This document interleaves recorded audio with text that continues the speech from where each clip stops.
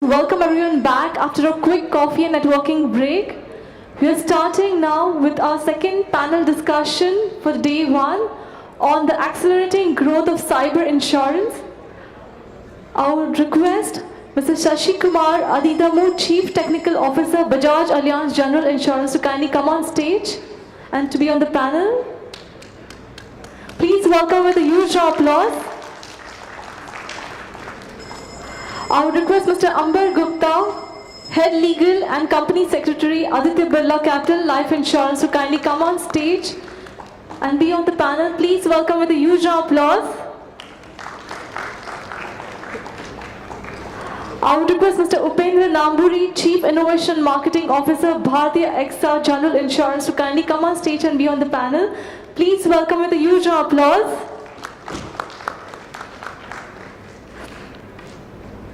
I would request Mr. Sudhir Goodell, Promoter and Chief Distributor Officer Expertise, to kindly come on stage and be on the panel.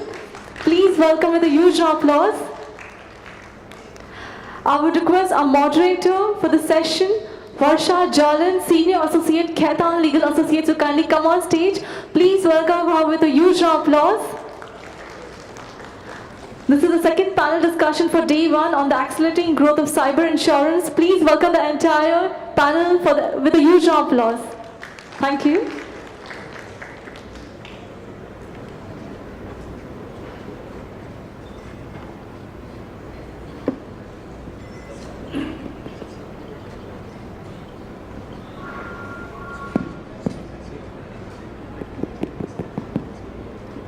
Hello. Good morning, everyone. We have a very interesting panel with us today, and we are going to discuss on accelerating the growth of cyber insurance in India. Now, we all have heard cyber risk, cyber exposure, cyber insurance, but how much we do actually understand what it is and what exactly is cyber exposure?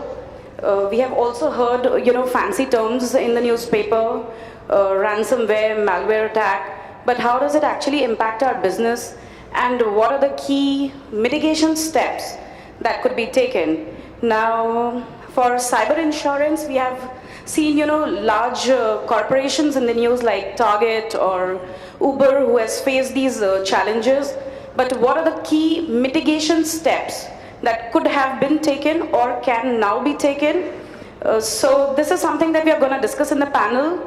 And I would open the panel with Upendra, who could, discuss further on what these risks are and what kind of cyber exposures we are talking about today. Upendra. Hey, thanks. Audible? All right, great. Hi, good afternoon to you all. My name is Upendra with Bhartiya AXA. Since we just come out of a tea break and we sit between you and lunch, very quickly, how many of you have heard the term cyber attack? Can I request you to raise your hands? Wonderful. And how many of you are aware whether your organization has taken a cyber insurance cover? Can you raise your hands? Great. Okay, so just to set a context, India as an economy, as a country, over 2 years has had the second largest number of cyber attacks globally. It's also one of the largest destinations for malware attacks. So we already are in a very distinctive position in the global economy, right? Now, in reality, is the risk prevalent in there? Yes, it is. Do we need to do something about it? Yes, it is. Some of the other panel members will also talk about the gap between the actual damage being done and how much is being covered by insurance. So all these are fabulous ingredients for saying there's a need for protection, there's a need for risk cover, let's do something about it. Now, I typically like to simplify things. I'm going to try and give this a little construct, right? When we talk about cyber insurance, there are primarily three target group segments that we're talking about. One is the large corporates. The second is the small, medium enterprise and individual professionals.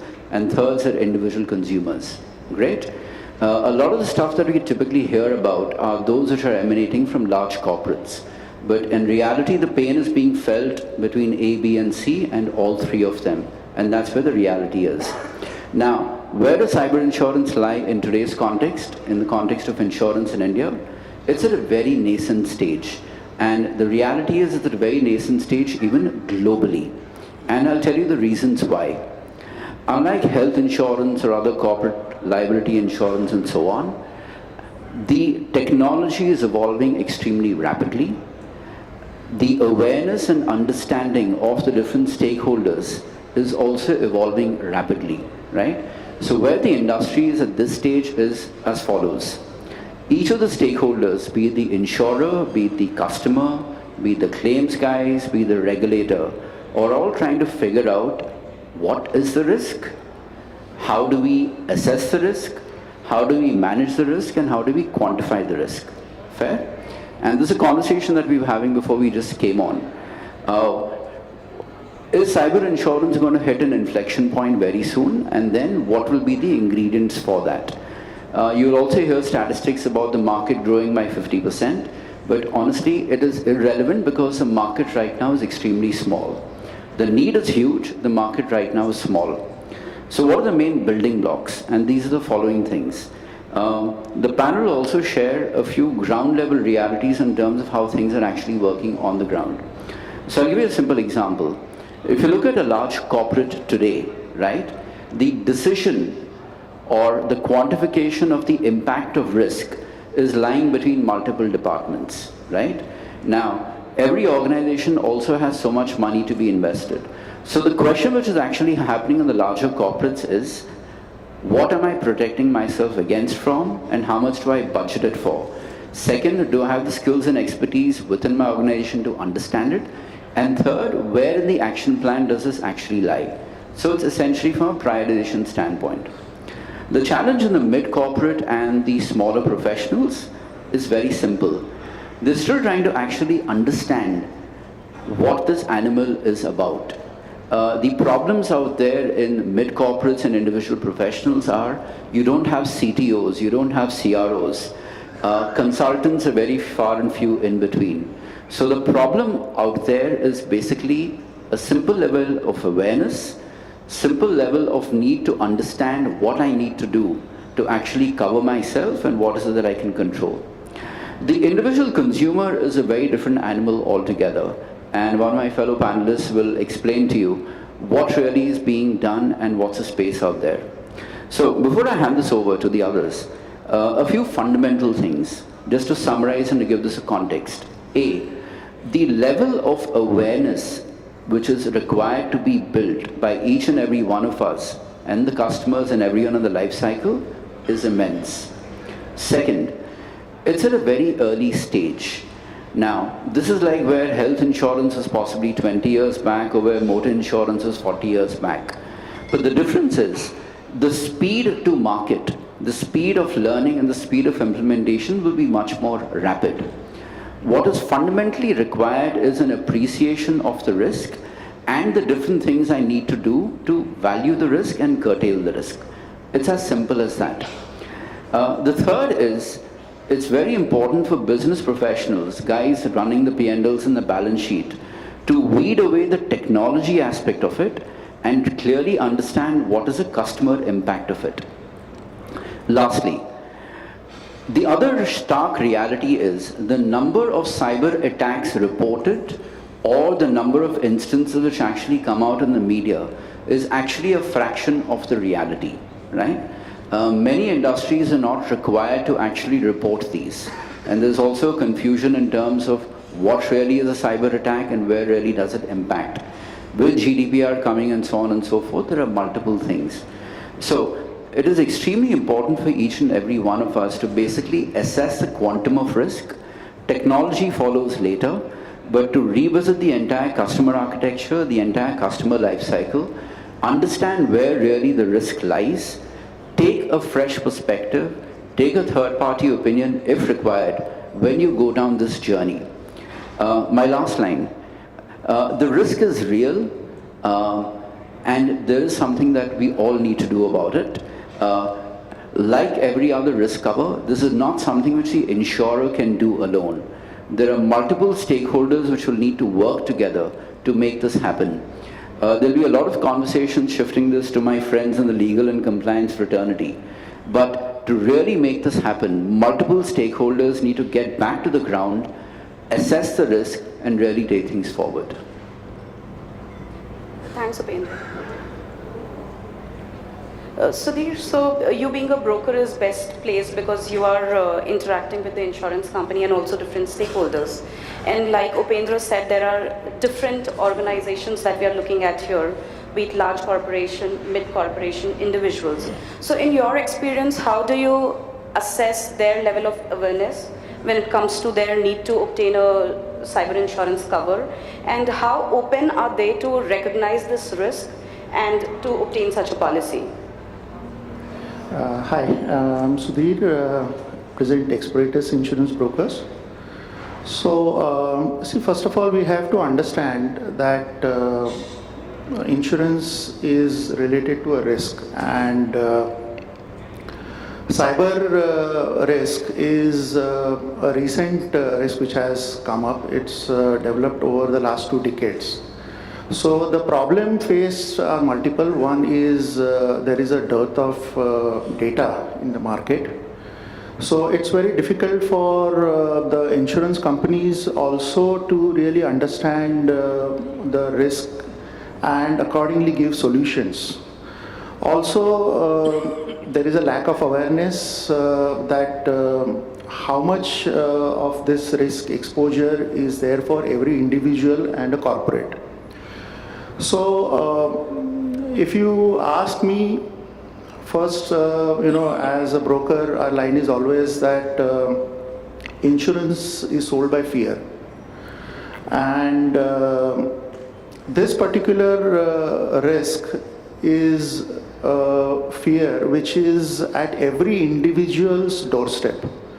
So, whether it's an individual as a consumer or whether it's a corporate, this risk exposure is there everywhere.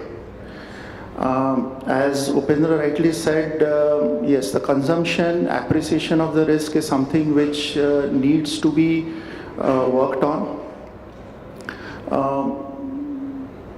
The statistics are that the global premium against the cyber risk insurance is going to be around $7.5 billion. That would be around 5,000 crores for the year 2018-19. But what we have to understand is against that, what is the kind of loss that is being incurred in the market. So the losses which are reported and likely to occur in the near future, the figure is pegged at around 1.5 to $2 trillion. So that's in the range of around 60,000 to 70,000 crores. So there's a huge gap. What people need to understand is that it could happen to you also. And that's where the need for insurance is alarming. People need to start thinking on these lines. Now, we have seen in the past that several industries, including power and utilities, where the dependency is on the industrial controls or their SCADA systems, they have been hacked into. There have been interruptions in the power supplies, which has resulted not only in revenue losses, loss of reputation for the companies. We've seen examples in manufacturing industry where, because of automated production systems, when their systems have been hacked into, there have been production losses, which also results in your future business transactions. Hospitality industry, your healthcare, because healthcare, again, there is a lot of sensitive data. The medical data which is being handled by the healthcare industries, it's extremely sensitive data which can be used by hackers to gain a lot of extortion money. So these kind of risks are attacking every corporates, and we need to really look into the risk, where how do we mitigate these risks, what is the cost that is involved.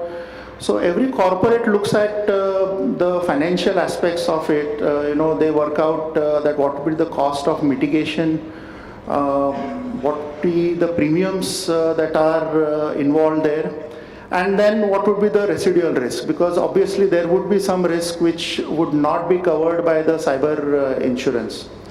So considering all these aspects, the corporates also need to understand that they need to allocate certain revenues, resources to this. They need to imbibe best practices in their systems. They need to empower their employees, because only then will they be more active in reporting these kind of incidents. They'll take care that these incidents don't take place. On the other side, if you look at the insurers, then they have to make sure that the coverages which are offered by the cyber risks, although they should be as wider as possible, but on the downside, what happens is the more wider coverages you offer, that means that you are accumulating more risks. So the chances of claims coming in are much larger. So they have to work on that. We as brokers, we have to increase the awareness. I would say there has to be more interaction with the customers, whether it is on the retail or whether it's on the corporate side. They have to be made aware of this risk. And on the government side, I would say that they have to set up new policies which will make the cyber risk threat more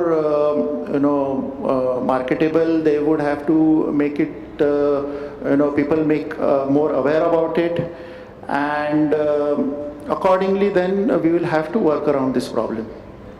Thank you, Sudhir.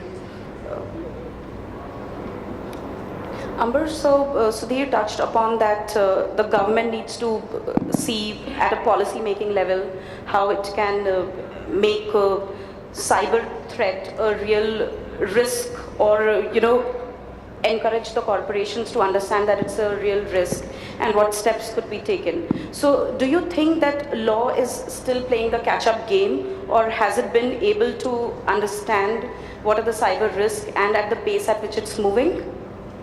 Thank you very much. Good afternoon, everyone.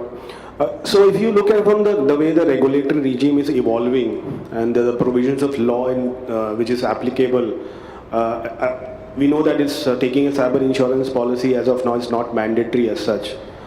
But if you refer for example, the corporate agency regulations issued by IDA, so they talk about corporate agencies to take professional indemnity policy. So in some of the regulations, there are some references about taking some of the insurance coverage as compulsory. But if you look at the way the data privacy regime is evolving in the last couple of years, and the way it is going forward with the enactment of GDPR regulations, where huge penalties are there, the onus shifting on the corporates in terms of reporting of breaches, putting in a mitigation plan. Of course, directly or indirectly, the requirement to take a cyber insurance are getting references or written in various places, making it kind of giving a direction that somehow it is becoming kind of a good practice, not only good practice, but kind of a requirement for you to take a cyber insurance policy. To give a reference, for example, Justice Sri Krishna Committee report on the white paper on the data privacy regulation in India, which was issued last year, and the final paper is about to come in the next 1 month. There is a specific reference about the cybersecurity insurance in that white paper. So on the section C, if you go, there is a specific reference where the committee says that should not be the cyber insurance be made mandatory, so that there is a better method of paying off the claims or mitigating the financial loss covered by the companies. Similarly, if you see the expert working group white paper, which was constituted by Finance Ministry for reporting of cyber breaches to CERT in financial services sector, there is a specific reference, there is a specific recommendation that taking of cyber insurance should be encouraged and should be worked closely with various stakeholders. So there are certain references which are putting some direction in these line that you may have to require to put in place the cyber insurance plan in place. Now, In financial services sector, if we talk about, there is definitely a large need because you are handling a large amount of personal data. There are chances of a data breaches. The financial services sector are more prone, so the level of the requirement are much high. However, if you go towards other sectors like manufacturing, shipping, people may not be fully aware, and they may not, since they are not regulated by agencies like RBI, SEBI or IRDA, they may not feel the need, or there not be any regulatory landscape which might be coming into those direction for taking them or providing a legal requirement for taking an cyber insurance coverage.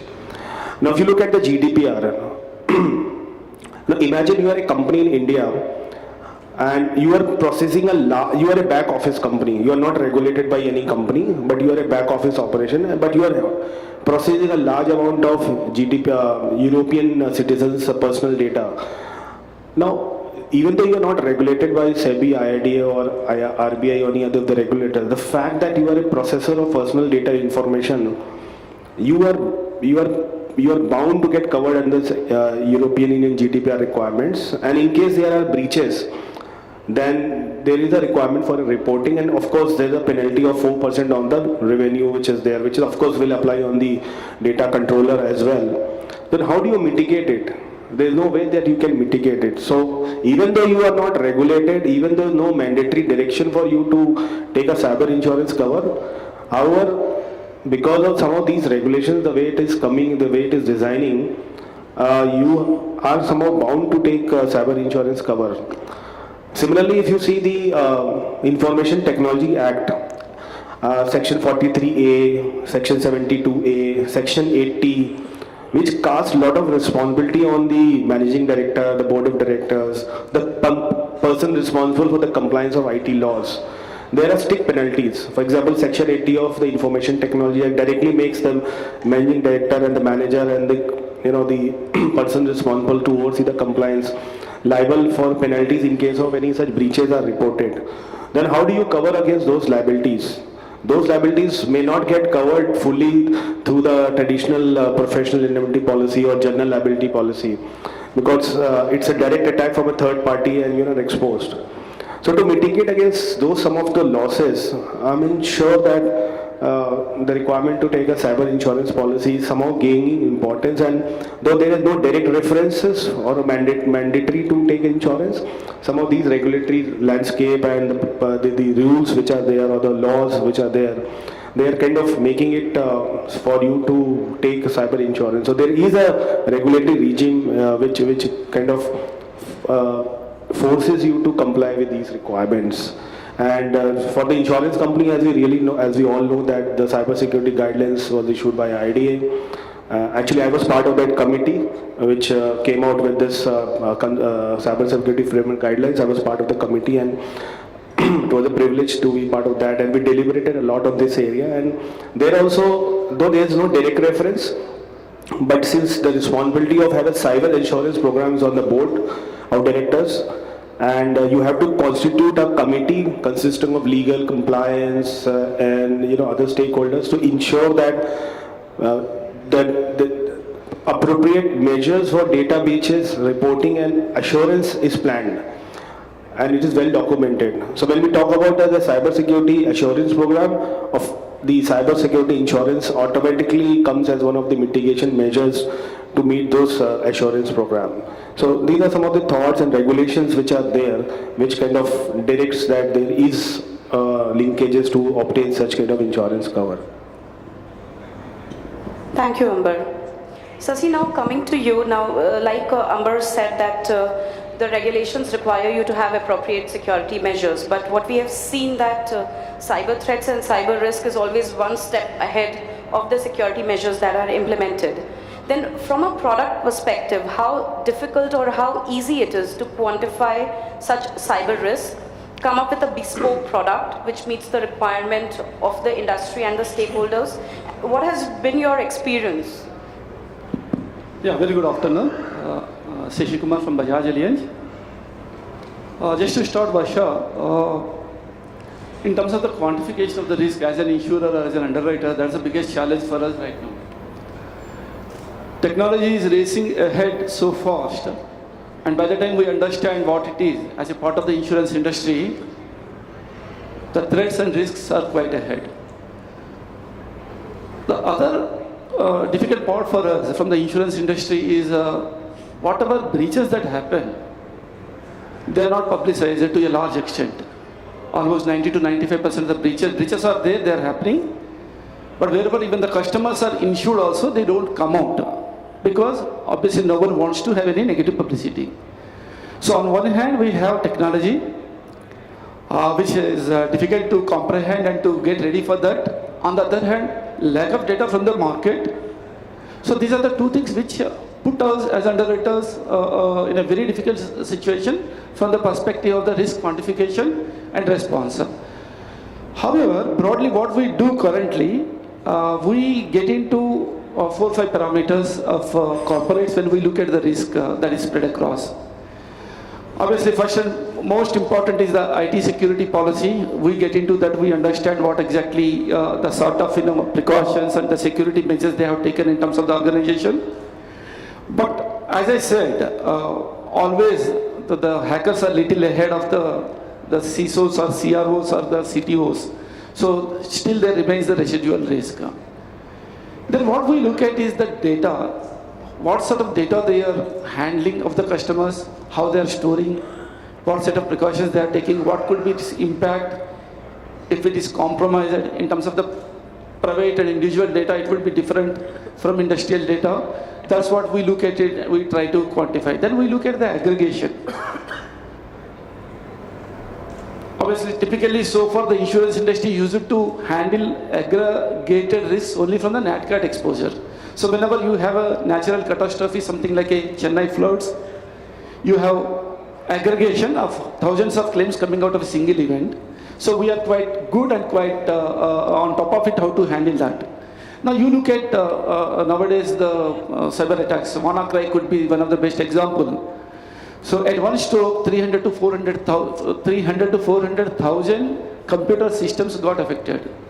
At a very conservative estimate, the losses are around 8 billion. So what is its impact on an insurance company? Yeah, it is anybody's guess.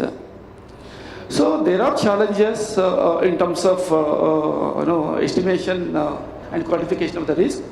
To a large extent, what we do is we keep our channels, communication channels wide open with reinsurers who are handling similar risks abroad, globally, and we keep talking to the CISOs, we keep talking to CROs, we keep talking to CTOs, and more than anything else, we also employ. We accept that we don't understand this completely, so we require specialists who handle this risk, and then we involve cyber security specialists as a consultant for us while handling. Luckily for us, today in the market there are 3-4 modeling tools are available, which would give us a fair understanding of the exposure we are running in terms of the cyber exposure.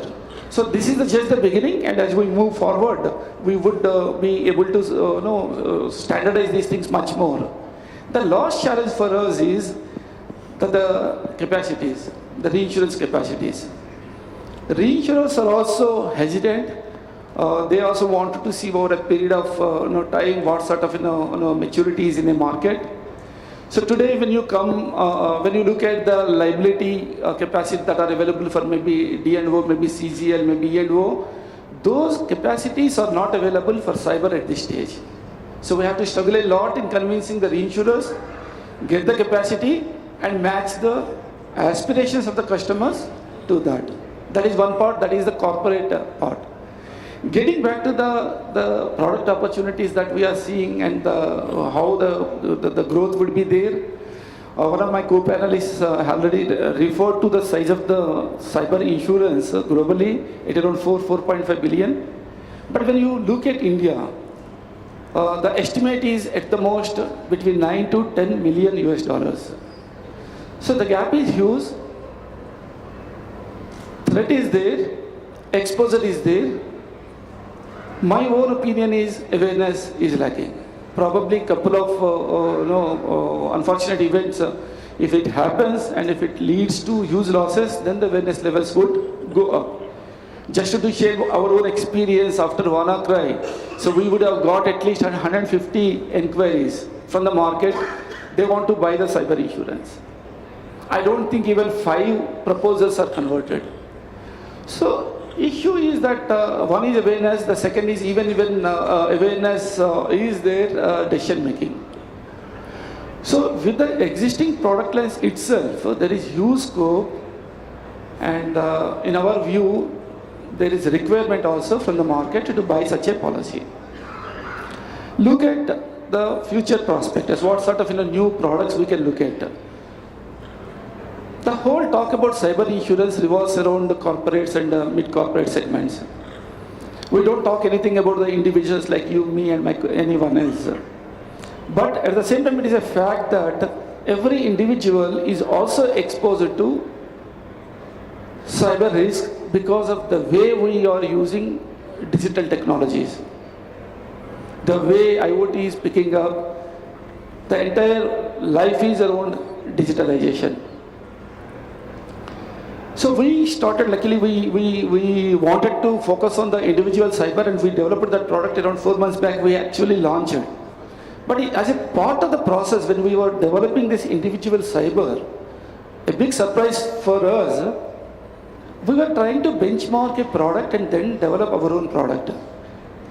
To our shock, we realized that except maybe 1 or 2 markets globally, no other market has individual cyber cover in place. So it was a big struggle to develop that, but that is there in the market now. But that is a big product opportunity for us. What we are seeing is a good traction is there, though it may be a lot better than that, but we are seeing that happening. And many corporates are also approaching us in the sense that they wanted to cover their employees on a personal front, on a group platform. So we are seeing traction in terms of the individual cyber picking up. When I go back to the corporate cyber, is the product matured? Is the product addressing all the requirements of the customers? No.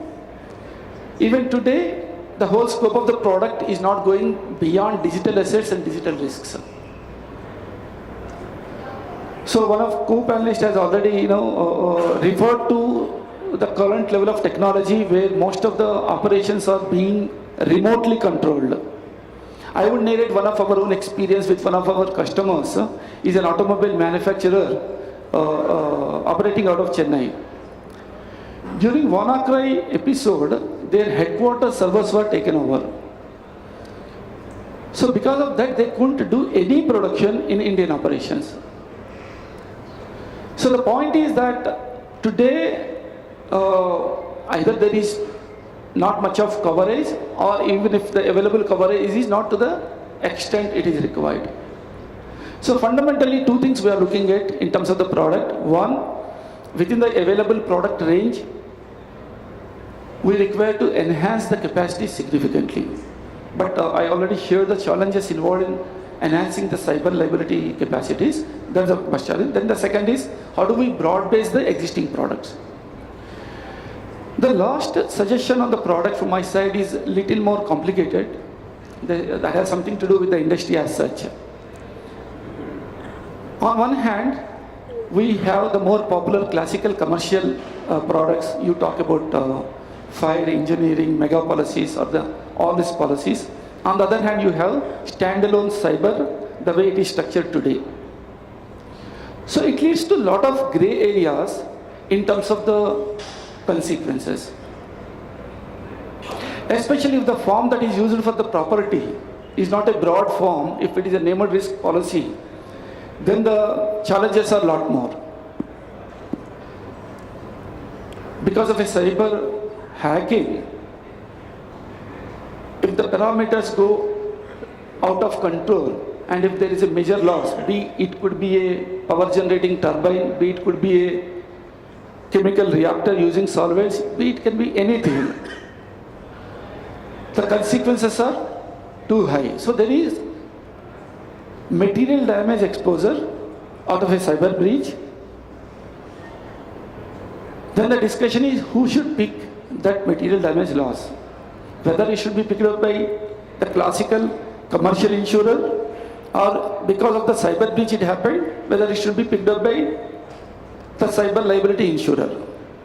So that's a big debate that is happening.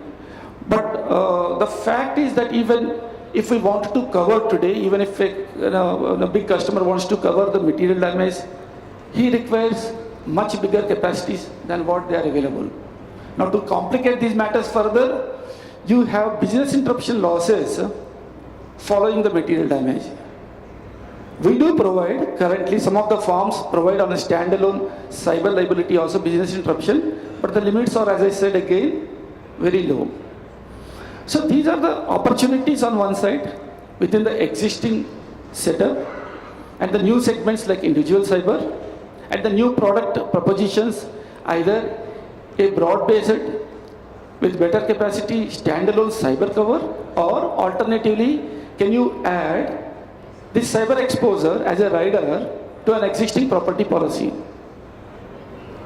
So this is the debate that is still going on. Obviously, our conclusion, like as an underwriter, obviously is where the form that is used for the property coverage is not a broad form or this form. They require to have a standalone cyber with greater limits. I think that is what for sure on the product side want to. Thank you, Sasi. I just wanted to add something here, because as a broker, I would just like to add our experience. We have tried to market cyber insurance for the last more than 2 years. And our experience has been that, the customer side, the banks have been the customers who've shown the most interest. We have had some IT companies who have taken cyber covers. But generally on the corporate side, on the other industries, we've had very limited response. Now this, despite the fact that a couple of our clients have been hit by cyber threats, and in fact they have incurred financial losses also. But despite that, they are still hesitant to take the cyber cover. So yes, awareness is something which is most definitely required. The second is we need to get the products right, and also we have to show that the claims processing is quite fast, so that the customers are encouraged to take more cyber covers. Sudhir, just to add on the point that you said that now the industry does not have that much of experience when it comes to cyber risk and cyber specific policies. So what has been your experience on claim settlement? So overall, how the experience of the clients have been on claim settlement when it comes to cyber insurance policies? Yeah. So see, the coverage provided by the cyber insurance gives you indemnity for any kind of security and privacy litigations. So that's the liability side of it. So any liability eventually quantified upon a customer because of any breach of data handled by them for a third party, or maybe finance also. So eventually, after a legal process, only such kind of a liability is quantified. The second is the data breach cost. So this involves again an process of forensic investigation. Then you have the legal costs associated with it. You have costs related to increasing awareness amongst your customers, informing them about it. Setting up new systems there. Then most importantly, the cover is on the business interruption. So the business interruption cover gives you coverage for any operational costs that you continue to incur. It also gives you cover for any additional costs that you might incur. And any kind of legal aspects also to that. Then you have the extortion threats. So against any extortion threat, also any eventual liability which you have to pay out, that is after discussions with the insurance companies that you arrive at.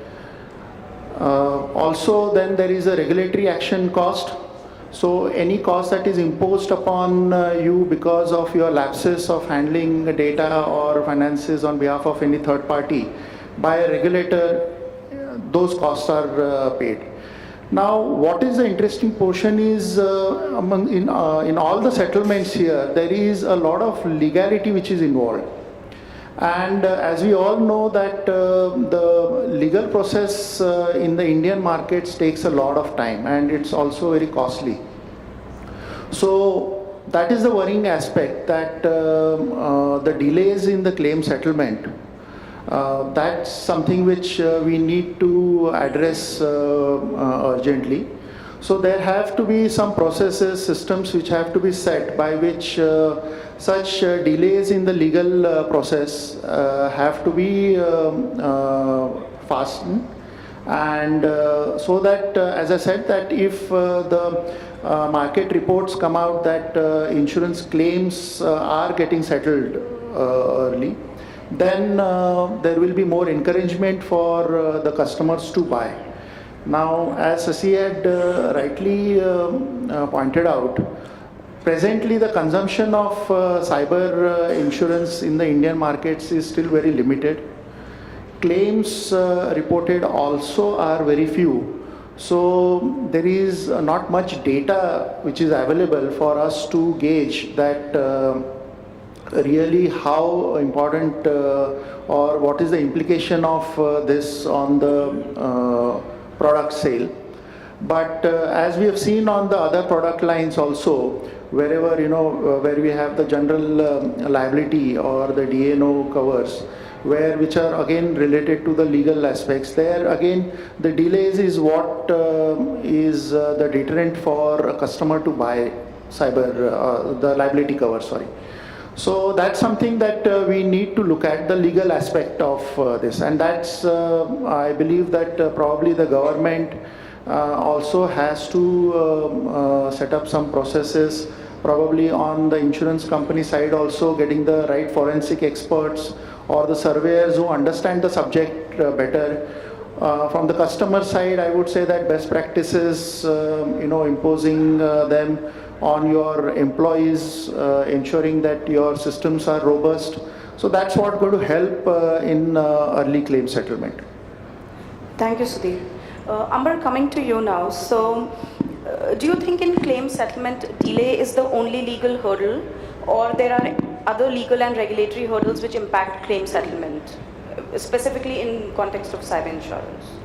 Yes, of course. If you look at the overall claims procedure for a cyber insurance, of course, it's more complex, and there are a lot of commonalities, of course, also there with other insurance claims that would happen in case of a general insurance claim liability, that the assessment of loss, etc., has to be happen.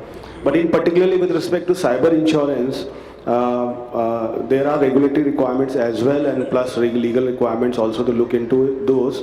And one of the most important, which everyone here will agree, is about the implementation of reasonable security practices. And so this is one of the most important critical requirement, to have your claims assessment done in a fast manner. For example, if you have not implemented reasonable security practices, then there could be a lot of issues in terms of getting a claims processed due to cyber attack or the losses that you're having, because in that scenario, the insurance company may disclaim its liability, saying that you have not implemented adequate security procedures, and because of which your own negligence, this attack has happened. And that case, kind of a exclusion clause will apply. Of course, we'll have to see the wordings of other types of insurance as explained by my fellow speaker just now. Another issue is, of course, is on the how do you also document the entire post-breach reporting procedure, and how well these have been well documented and have been communicated. So mostly, while we have a lot of information security practices in place, you have an IT security policy, but what happens when there is a breach happens? Whom you should report, within how many times you have to, within how many hours you have to report, who are the stakeholders who are involved. At what point of time you need to inform the insurance company. Should we immediately intimate about the claim, or should we wait and do the damage control? Because immediately the first thing happens is to manage the media, manage the public. So the damage control amount, the time goes into that. So getting those well documented in an SOP, getting an awareness, creating a proper training for those kinds of people who are involved and the stakeholders are involved as part of the post-breach reporting. While a lot of efforts are going on how to control the attacks, how much similar effort should also go? What should happen in case, unfortunately, God forbid, that there is a breach, there is a cyber security attack, and there is a loss? Then what are the things you'll have to do, so that at that point of time you need not struggle and start looking for various people and contact points, rather than immediately start. For example, though it is not, for example, I can tell you, for example, under information technology reasonable security practices rules notified by Ministry of Technology 2011. So they have said that any such security breaches, you have to report within 72 hours. You have to take measures to put appropriate measures within 72 hours. Then you have to maintain the records of what kinds of security breaches have happened. No timeline has been prescribed, but you'll have to maintain it so that it can be used in future investigations. So all those things you have to build in. And for example, there's one very famous case which is there in case of, which is not an Indian case, it's a foreign case of Cottage Health Systems Limited. Now in this case, exactly the same thing has happened. Their security patches were not updated, and because of which they have suffered a cyber attack, and there was a loss of customer data. And when they made the claim, the insurance company denied that claim. Of course, the matter went into the court, and the court held that the claimant has not put in reasonable security practices, and because of which your claim can be denied. Similarly, for example, if somebody, one of your employees gets caught in a phishing attacks and transfers certain money, in such cases also your claim can be denied, because the insurance company can always held that this is because of a negligent act of the employee and not due to any cyber attack because of which you have a loss has happened. So your claim can get denied in such a scenario. Of course, you may cover under professional indemnity kind of or error and omission policy, but under cyber insurance, the use of computer and computer resource very critical. So this is also an actual case which has happened in US in the case of PF Chang. This is a company in which same thing happened. In India, we are yet to see some of these things, but to deal with, just to add, to say that how to deal with effectively in the claim procedure is to have this documentation and SOP in place, training is there, awareness is there, and implementation of reasonable security practices or adoption of some of the international standards like ISO 27001, which itself is a demonstration that you have reasonable security practice. So some of these things will definitely help you to get your claims processed in a much faster manner. Thank you, Amber. It seems we are running out of time, but before I open the floor for questions, Upendra, a few final thoughts? Okay, wow. Before lunch, all right. Just one final thing. If you are a business owner, if you're running a business or leading a business, and if you ever have a conversation with anyone who's in that position, and if that person were to say that I have covered my risk, that's your first red light in this subject, right? So my request and urge to each and every one of us is, in the context of cybersecurity and most other risks in life, nothing is ever covered in totality, and all the more reason and context in this particular subject. The biggest risk is when someone says, I've got it all covered. And most famous examples of cyber attacks, malware attacks, and so on, in several of those cases, there have been instances when organizations and individuals have believed that I'm covered. So that's my parting thought on this one, and hand it over to you. Thank you, Upendra. So I would leave the floor open for audience if they have any questions for the panel.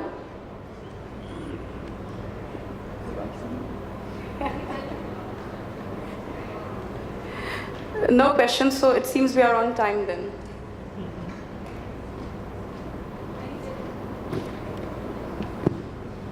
Any delegate would like to ask any question to the panel?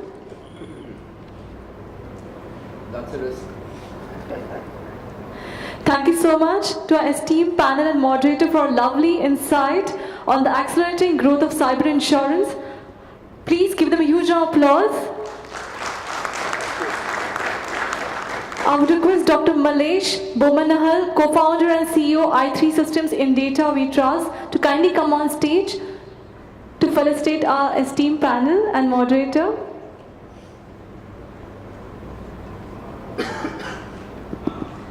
Please welcome with a huge round of applause. I would request Dr. Malesh to kindly felicitate Mr. Sashi Kumar Adidamu, Chief Technical Officer, Bajaj Allianz General Insurance, with a certificate. Thank you. I would request Dr. Malesh to kindly felicitate Mr. Sudhir Goodell, Promoter and Chief Distributor Officer, Experitus,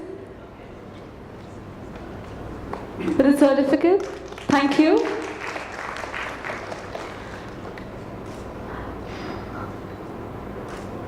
I would request Dr. Malesh to kindly felicitate Varsha Jalan, moderator for the session, and Senior Associate, Khaitan Legal Associates, with a certificate. Thank you.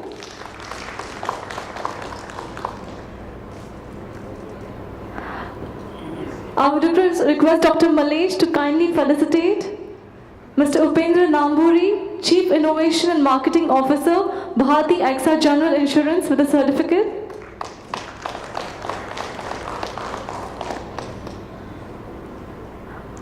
I would request Dr. Malesh to kindly felicitate Mr. Ambar Gupta, Head Legal and Company Secretary, Aditya Birla Capital Life Insurance, with a certificate. Thank you so much.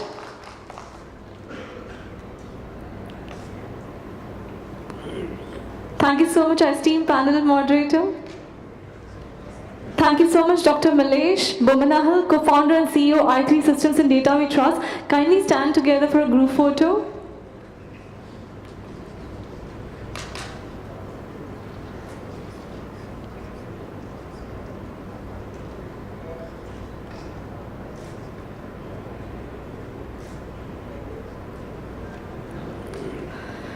Thank you so much, Mr. Sashi Kumar Adidamu, Chief Technical Officer, Bajaj Allianz General Insurance. Thank you, Sudhir Goodell, Promoter and Chief Distributor Officer, Experitus. Thank you, Ambar Gupta, Head Legal and Company Secretary, Aditya Birla Capital Life Insurance. Thank you, Upendra Namburi, Chief Innovation Marketing Officer, Bharti AXA General Insurance. Thank you, Varsha Jalan, Senior Associate, Khaitan Legal Associates.